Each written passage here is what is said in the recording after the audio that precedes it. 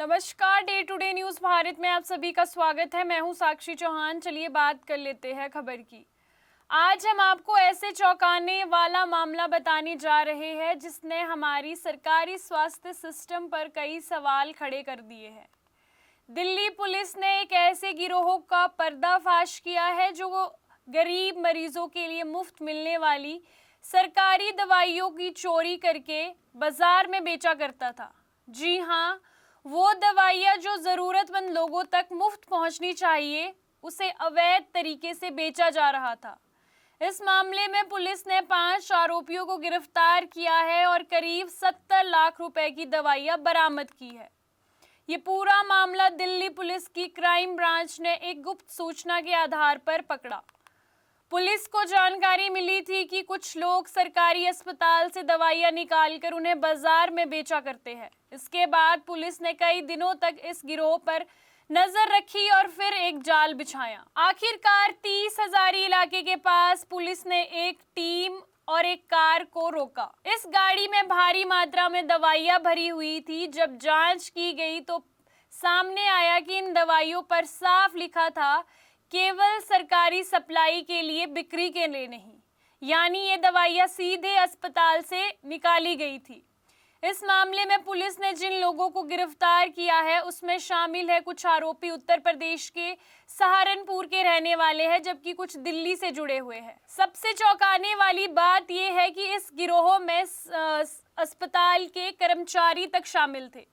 पूछताछ में मुख्य आरोपी नीरज कुमार ने कई बड़े खुलासे किए। उसने बताया कि वे पिछले 1-2 साल से ये काम कर रहा है। अस्पताल के अंदर मौजूद दवाइयों का स्टॉक रिकॉर्ड में हेरफेर कर रहा था। दवाइयों की चोरी, दवाइयों को बाहर निकालना, फिर उन्हें दलालों के जरिए अलग अलग शहरों में सप्लाई किया जाता था। इस पूरे नेटवर्क में 3 स्तर मौजूद थे। अंदरूनी लोग यानी कि अस्पताल के कर्मचारी स्टॉक में गड़बड़ी करते थे, दवाइयों को बाहर निकालते थे। जो दूसरा स्तर था वह था मिडलमैन यानी कि दलाल का, दवाइयों को इकट्ठा करते थे, सप्लाई का नेटवर्क संभालते थे। और लास्ट में था डिस्ट्रीब्यूटर यानी कि ट्रांसपोर्टर, गाड़ी के जरिए दवाइयां दूसरे शहरों तक पहुंचाई जाती थी। इस मामले में एक बड़ा नाम सामने आया है, बिनेश कुमार, जो दीन दयाल उपाध्याय अस्पताल में फार्मासिस्ट का काम करता था और स्टोर कीपर था। इसके साथ ही कुछ कर्मचारियों के नाम और इसमें शामिल हुए हैं। ये लोग स्टॉक रजिस्टर में हेरफेर करते थे, दवाइयों की एंट्री गलत लिखते थे और फिर उन्हें बाहर निकाल देते थे। प्रकाश मेहता कमीशन के बदले पूरी सप्लाई चेन को मैनेज करता था, यानी इसमें अस्पताल के लोग ही शामिल थे। बरामद दवाइयों में सिर्फ साधारण दवाइयां नहीं थी, बल्कि एंटीबायोटिक्स, इंजेक्शन, गंभीर बीमारियों की जीवन रक्षक दवाइयां शामिल थी। ये वे दवाइयां थी जो गरीब मजदूरों के लिए बहुत ज़रूरी होती है, यानी कि गरीब लोगों को इनकी बहुत ज़रूरत होती है। कुछ मरीज ऐसे होते हैं जो इसे ले नहीं पाते हैं। अगर ये दवाइयाँ मरीजों तक नहीं पहुँचती तो कितनी जिंदगियाँ खतरे में पड़ सकती है।